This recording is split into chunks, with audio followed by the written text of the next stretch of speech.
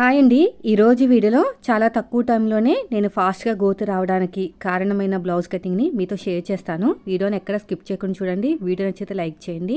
యూట్యూబ్లో ఎన్ని వీడియోస్ చూసినా, ఎన్ని రకాల మెథడ్ చూసినా కూడా ఎప్పుడు కూడా నాకు అంత పర్ఫెక్ట్గా రాలేదు. ఇది ఒకే ఒక మెథడ్ ఫాలో అయ్యానండి. అప్పటి నుంచి అయితే నాకు అసలు ఖాళీ కూడా ఉండదన్నమాట. అంత బాగా కస్టమర్స్ వస్తారు. ఫినిషింగ్ కూడా ఆటోమేటిక్గా అంతే బాగా వచ్చేది. కటింగ్ అనేది మనం ఎంత బాగా చేసుకుంటే స్టిచ్చింగ్లో అంత బాగా వస్తుందండి. సో తర్వాత ఆటోమేటిక్గా ఫిట్టింగ్ కూడా బాగా వచ్చేస్తుంది అనమాట. ప్రతిదీ కూడా కటింగ్ మీదే ఆధారపడి ఉంటుంది. అలా అని చెప్పేసి స్టిచ్చింగ్లో ఎలా పడితే అలా కాదు. మనం కటింగ్లో ఎంతైతే ఖర్చులు పెట్టుకుంటున్నామో కుట్టేటప్పుడు కూడా అంతే ఖర్చులతో కుట్టుకోవాలండి. వీళ్ళు హాఫ్ ఇంచ్ అంటున్నారు, పావు ఇంచ్ అంటున్నారు కదా అని చెప్పేసి అంత తీసుకుని మనం కుట్టేటప్పుడు మాత్రం వేరేగా తీసుకున్నాం అనుకోండి, అప్పుడు మొత్తం కూడా మారిపోతుంది అనమాట. సో అందుకని మీరైతే ఎంత ఖర్చు పెట్టుకుంటారో అంతే ఖర్చుతోటి కటింగ్ చేసుకోండి, అంతే ఖర్చుతోటి స్టిచ్ చేసుకోండి. అప్పుడు పర్ఫెక్ట్గా వస్తుంది. చూడండి ఎంత నీట్గా వచ్చేసిందో. చూడండి స్ట్రేట్గా కుట్టు అనేది ఫినిషింగ్ కూడా చాలా నీట్గా వస్తుందండి. ఈ మెథడ్లో కనుక మీరు కట్ చేసి కుట్టారంటే. ఇది వచ్చేసి స్ట్రేట్ కట్టు. చిన్న చిన్న టిప్స్తో కనుక మీరు బ్లౌజ్ కుట్టుకున్నారంటే పర్ఫెక్ట్గా వచ్చేస్తుంది. చూసారా ఎంత నీట్గా వచ్చేసిందో. చూడండి దీనికి మొత్తం కూడా నార్మల్ పైపింగ్ వేశాను. నెక్కి నడానికి మాత్రం ఇన్విజిబుల్ పైపింగ్ వేశాను అనమాట. ఎందుకంటే నడుము దగ్గర టైట్గా పట్టు ఉంటుంది కదా, గుచ్చుకున్నట్టు వస్తుంది అనమాట. అందుకని ఇన్విజిబుల్ పైపింగ్ వేస్తే సరిపోతుంది. చూడండి చూసారా ఎంత బాగా వచ్చేసిందో. Neck front part straight cutting. ఇప్పుడు అయితే నేను కటింగ్ చూపిస్తాను. వీడియోని ఎక్కడ స్కిప్ చేయకుండా చూడండి. వీడియో నచ్చితే మాత్రం ఖచ్చితంగా లైక్ చేయండి. మీరు కూడా ఫాస్ట్గా గ్రోత్ అనేది తెచ్చుకోండి. సో ఇప్పుడు వచ్చేసి నేను హ్యాండ్స్ కట్ చేస్తున్నానండి. హ్యాండ్ కోసం 4 ఫోల్డింగ్ చేసేసుకున్నాను. చూడండి ఇలా 4 ఫోల్డింగ్ చేసేసుకుని ఈ ఫోల్డింగ్ వైపు నుంచి ఎల్ షేప్ స్కేల్ సహాయంతో స్ట్రైట్గా మార్కింగ్ వేశాను. నేను హ్యాండ్కి పైపింగ్ వేస్తున్నాను కాబట్టి ఒక పావు ఇంచ్ పెట్టుకున్నాను. వీళ్ళు హైట్ పెంచమన్నారు కాబట్టి ఒక హాఫ్ ఇంచ్ అనేది హైట్ పెంచాను. హైట్ ఎప్పుడు కూడా హ్యాండ్ లూజ్ దగ్గరే పెంచుకోవాలి, భుజాల దగ్గర పెంచుకోకూడదు. ఇది అయిపోయిందండి. మనం తీసుకున్న ఆది బ్లౌజు హ్యాండ్ హైట్ ఎంత ఉందో ఒకసారి చెక్ చేసుకోండి. తర్వాత ఎగస్ట్రా ఖర్చు కోసం ఒక పావు ఇంచు. ఇప్పుడు స్ట్రైట్గా లైన్ వేసేసేయండి. తర్వాత వచ్చేసి ఆర్మ్ లూజ్ ఎంత ఉందో ఒకసారి అయితే చెక్ చేసుకోండి. మొత్తానికి మనకి ఎంత వచ్చిందంటే 6 ఇంచుల దాకా వచ్చింది. అయితే ఇది వచ్చేసి 9వ నెంబరు ఆర్మ్ లూజ్ అండి. అందుకని చెప్పేసి నేను స్ట్రైట్గా ఇలాగా 3.5 తోటి చంక డౌన్ అయితే తీసుకున్నాను. మనకి ఆర్మ్ లూజు 9వ నెంబర్తో వస్తే 3.5 చంక డౌన్ తీసుకుంటే సరిపోతుంది. తర్వాత క్రాస్గా 9 ఇంచులకి మార్కింగ్ వేసుకోండి. తర్వాత హ్యాండ్ లూజ్ ఎంత ఉందో ఒకసారి చెక్ చేసుకోండి. ఫోల్డింగ్ దగ్గర నుంచి నాకైతే 7 ఇంచులు వచ్చింది. సైడ్కి మనకి ఖర్చుల కోసం క్లాత్ అయితే యాడ్ చేసుకోవాలండి. కుట్టేటప్పుడు యాడ్ చేస్తాను. ఇప్పుడు స్ట్రైట్గా చూసుకోండి ఎంత వచ్చిందనేది. ఆర్మ్ లూజ్ ఎంత వచ్చినా కూడా దీన్ని సగానికి ఫోల్డ్ చేసుకుని ఇక్కడ ఒక మార్కింగ్ వేసుకోండి. వేసుకున్న తర్వాత స్ట్రైట్గా లైన్ వేసుకోండి. దీనికి స్ట్రైట్గా లైన్ వేసుకొని 9వ నెంబర్ ఆర్మ్ లూజ్ కాబట్టి ఈ కార్నర్ దగ్గర నుంచి 2 ఇంచులకి మార్కింగ్ వేసుకోండి. ఇలాగా 2 ఇంచులకి అంతే. ఏ సైజు వాళ్ళకైనా షోల్డర్ దగ్గర 1 ఇంచ్కి మార్కింగ్ వేసుకుంటే సరిపోతుంది. ఇప్పుడు ఇలాగ కర్వ్ తీసేసుకోండి. ఇలా నీట్గా కర్వ్ తీసేసుకుని తర్వాత ఈ కర్వ్ స్కేల్ని ఇలా తిప్పేసుకుని మళ్ళీ ఇలా కర్వ్ తీసుకోవాలి. అప్పుడు పర్ఫెక్ట్గా బ్యాక్ పార్ట్ కర్వ్ అనేది వస్తుంది.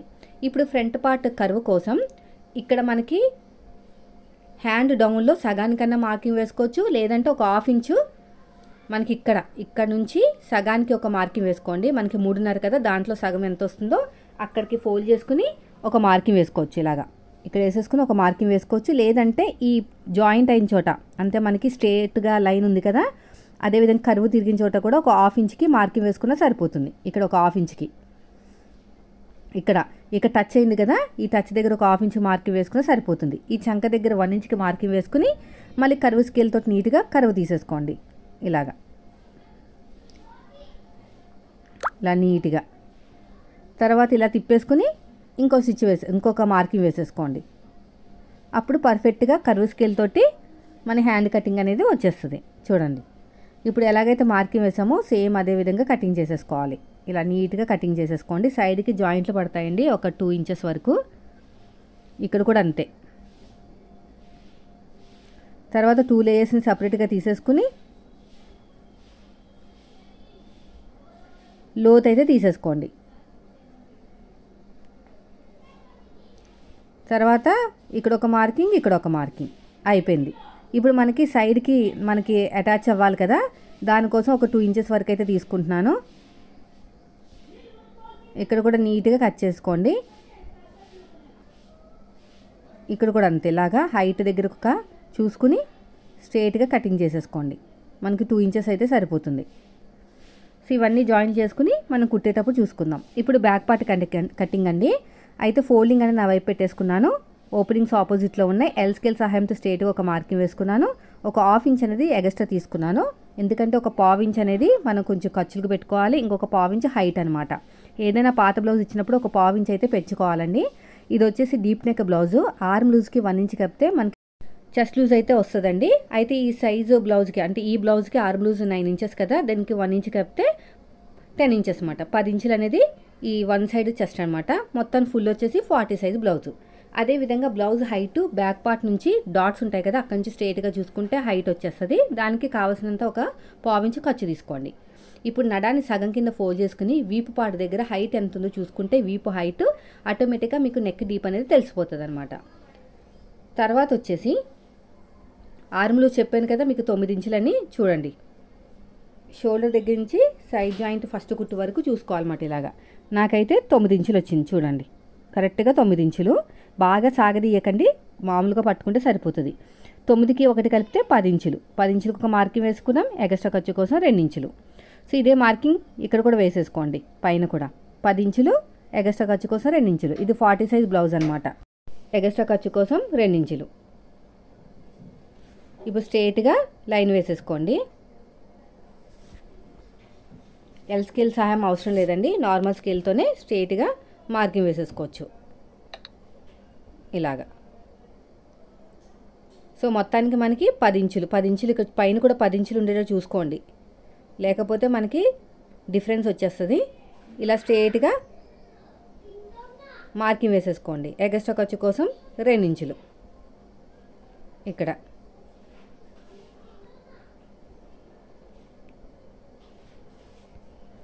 తర్వాత వచ్చేసి ఈ సైజు బ్లౌజ్కి నెక్ విడ్త్ వచ్చేసి 2.5 ఇంచులు తీసుకోవాలండి. ఇది 40 సైజ్ బ్లౌజు. 2.5 ఇంచులు తీసుకుంటే మీకు భుజాలు జారకుండా ఉంటుంది. ఖర్చు కోసం ఒక 1/4 ఇంచు. మనం కింద వచ్చేసి 3.5 తీసుకోండి. 40 సైజ్ కదా, 3 ఇంచులు తీసుకుంటే తక్కువ అయిపోతుంది రౌండ్. 3.5 తీసుకుంటే కరెక్ట్గా వస్తుంది. లేదు మాకు రౌండ్ ఎక్కువ వద్దనుకుంటే 3 ఇంచులే తీసుకోవాలి.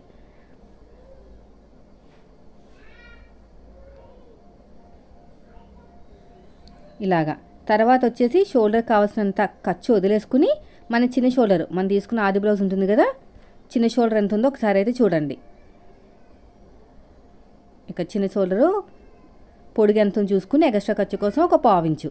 సో మొత్తానికి మనకి ఫుల్ షోల్డర్ ఎంత వచ్చేసిందంటే 6 ఇంచెస్ వరకు వచ్చిందండి. ఒక గీత తక్కువ 6 ఇంచులు అనమాట. 5.9 దాకా వచ్చింది. అదే మార్కింగ్ కింద కూడా వేసుకోండి. చంకడౌన్ 6.5 తీసుకుంటున్నాను.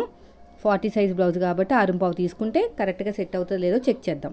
ఇలా స్ట్రైట్గా మార్కింగ్ వేసేసుకోండి. ఇక్కడ కూడా అంతే, ఇలాగ స్ట్రైట్గా కార్నర్ దగ్గర 1.5కి మార్కింగ్ వేసుకోండి.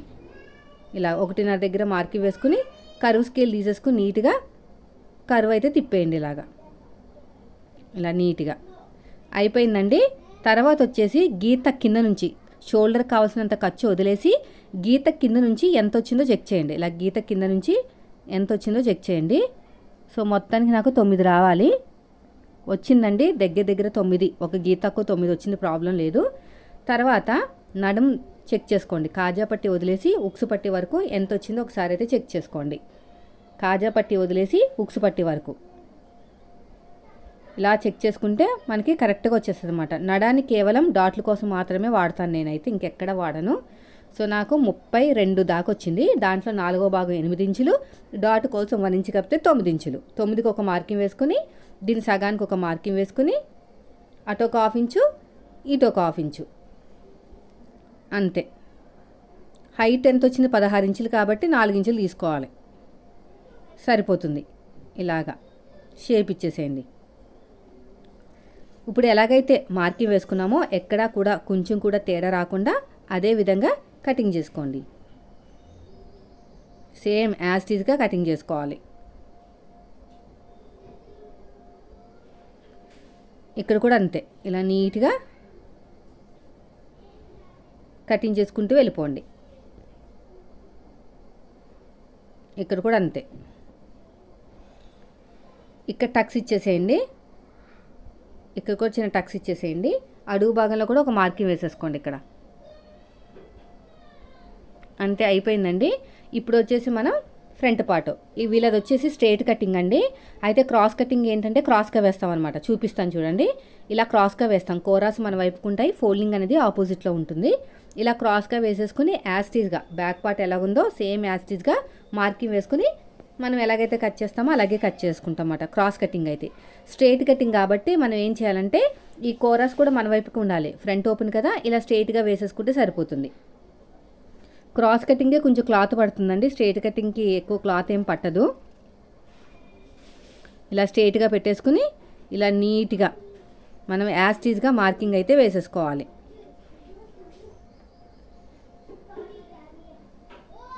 ఇలా నీట్గా చూడండి, ఎలాగైతే మార్కింగ్ వేసుకున్నానో అదే విధంగా మార్కింగ్ వేసుకోవాలి. సైడ్ జాయింట్ వైపుకి ఒక 1/2 ఇంచ్ ఎక్స్ట్రా తీసుకోండి మన మెథడ్ ప్రకారం. అదే ప్రిన్సెస్ కట్కి అయితే 1 ఇంచ్ తీసుకుంటాను అనమాట.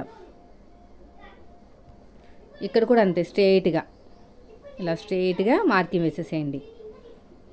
అయిపోయిందండి. ఇది అయిపోయిన తర్వాత ఇంకా మనకి బ్యాక్ పార్ట్తో పని లేదనమాట. అది తీసేసుకుని front part height, neck deep చూసుకోవాలి. అంతే, ఆ రెండు చూసుకుంటే సరిపోతుంది. దీన్ని తీసేసి పక్కన పెట్టేద్దాం. ఇప్పుడు మనకి షోల్డర్ కావాల్సినంత ఖర్చు వదిలేసుకోవాలండి. ఇక్కడ మనం ఒక 1/2 ఇంచ్ లోతు తీసుకోవాలన్నమాట ఫ్రంట్ పార్ట్లో. ఎందుకంటే మన హ్యాండ్కి లోతు తీసుకుంటాం కదా, అదేవిధంగా ఫ్రంట్ పార్ట్లో కూడా లోతు తీసుకుంటేనే మనకి ముడతలు రావు. ఇలాగా షోల్డర్కి కావాల్సినంత ఖర్చు వదిలేయండి. ఇప్పుడు ఫ్రంట్ పార్ట్ హైట్ ఎంత వచ్చింది చూడండి. ఇక్కడ ఇలా పట్టేసుకోండి. కొంచెం సాగదీసినట్టు పట్టుకోండి ఫ్రెండ్స్, ఎందుకంటే ఇది స్ట్రైట్ కటింగ్. క్రాస్ కటింగ్ అయితే సాగదీయకూడదు. స్ట్రైట్ కటింగ్ అయితే ఇలాగ కొంచెం సాగినట్టు పట్టుకుంటే 12.7 వచ్చింది.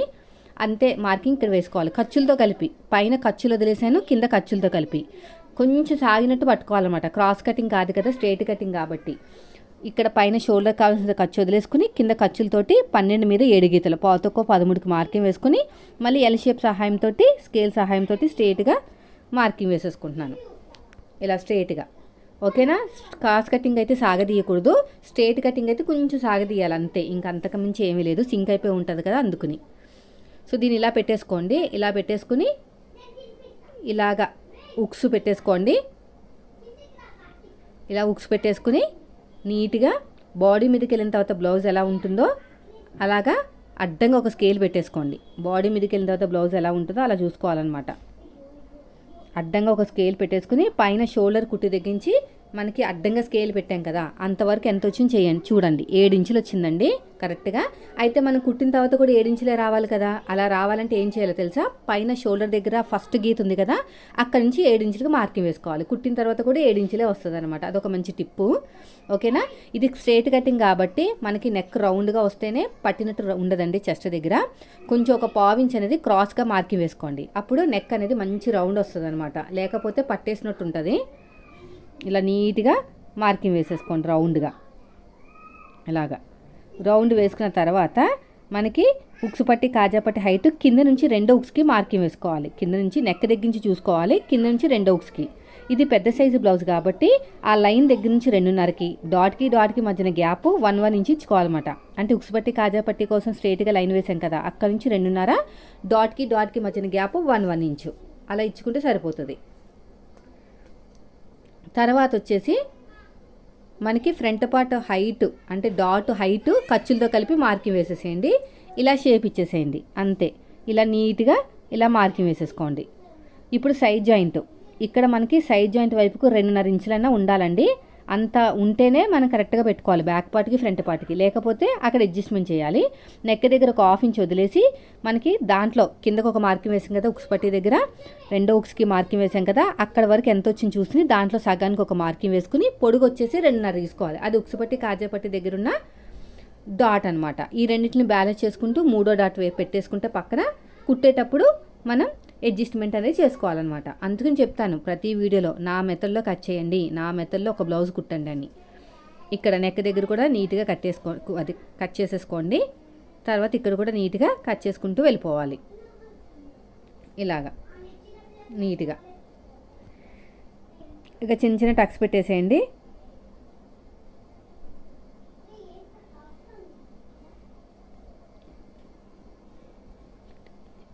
ఇక్కడ మొత్తం కూడా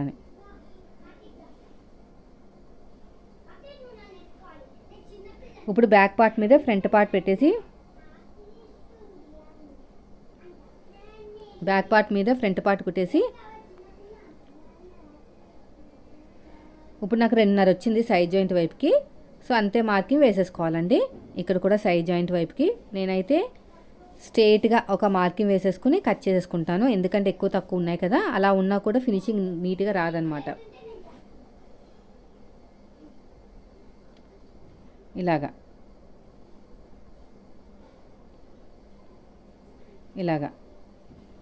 ఇలా నీట్గా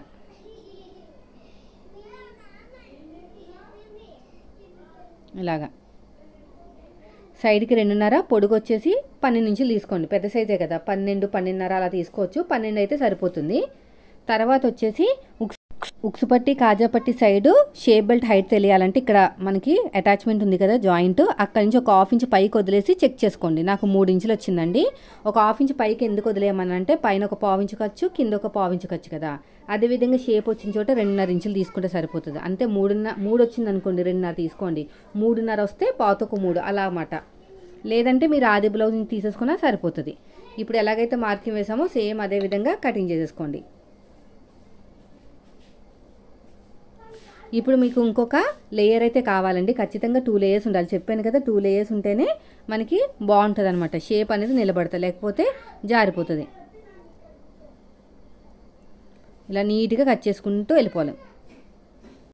ఇలా నీట్గా కట్ చేసుకుంటూ వెళ్ళిపోతే సరిపోతుంది. చూసారా ఎంత బాగా వచ్చేసిందో. సో మీరు కూడా ఒక్క బ్లౌజు నా మెథడ్లో కట్ చేసి నా మెథడ్లో కుట్టి చూడండి. పర్ఫెక్ట్గా ఫిట్టింగ్ వస్తుంది. వీడియో నచ్చితే లైక్ చేయండి. Thank you for watching.